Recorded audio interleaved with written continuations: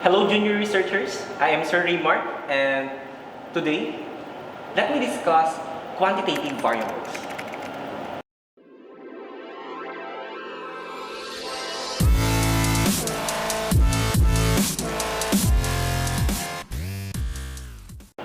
In research, variables are important because variables, these are the characteristics or properties of certain event, phenomenon, or anything that can be taken on any value or amount. For example, age, the height, the shape. These can be classified as variables. And also, we can also have our 2 hours later. characteristics, our traits.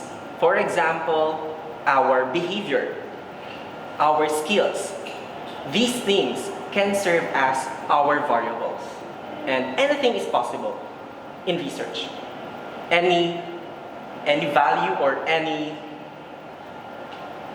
characteristics, I guess, can be served or can be a variable.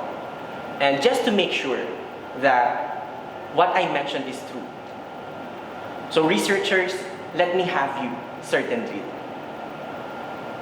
All you have to do is to pick up anything or one thing near you. And with that, kindly describe its properties. Kindly list down at least 5. And there you have it, researchers. It seems that everything can be our variables in research. And at this point, let me share with you some types of variables. But before that, let me give you some situation. For example, a study examining the relationship between having victim of child maltreatment and later absenteeism from high school.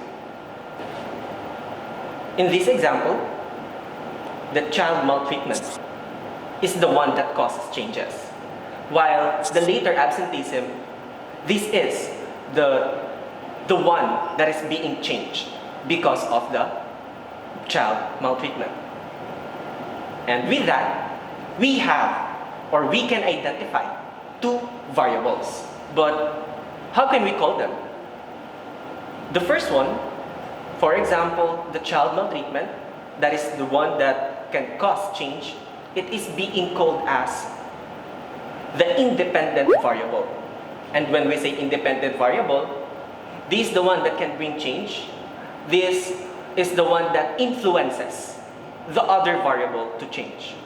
While the dependent variable, for example, the later absenteeism, in our example, it is the one that is being influenced.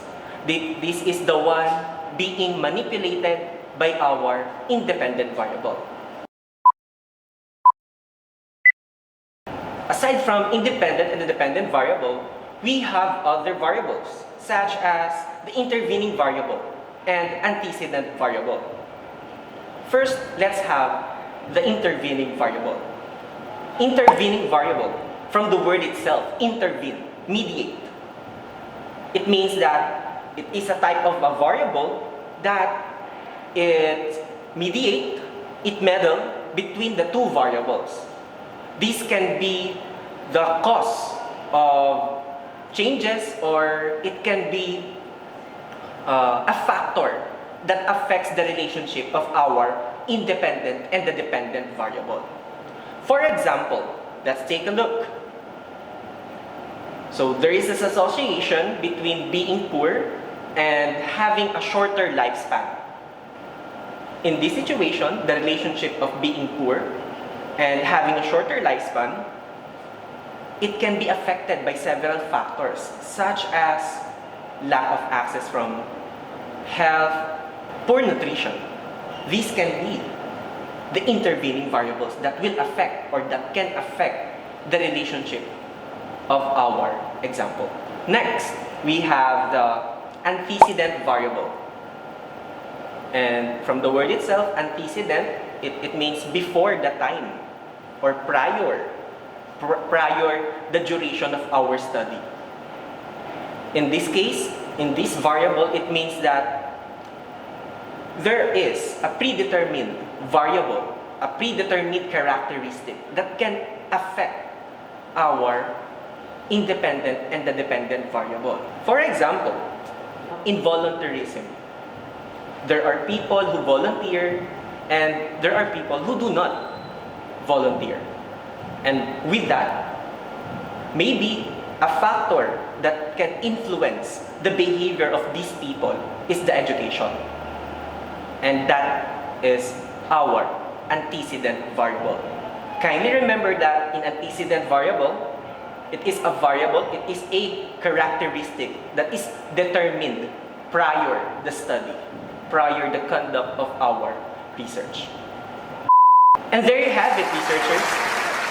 In this lesson, we have discovered the two types of variable. That is the independent and the dependent variable. And also we have discussed the antecedent and the intervening variable. I hope you find this lesson very useful as you conduct your own research. And in UCC's research department, we believe that we can provide integrity, service, and excellence. See you around!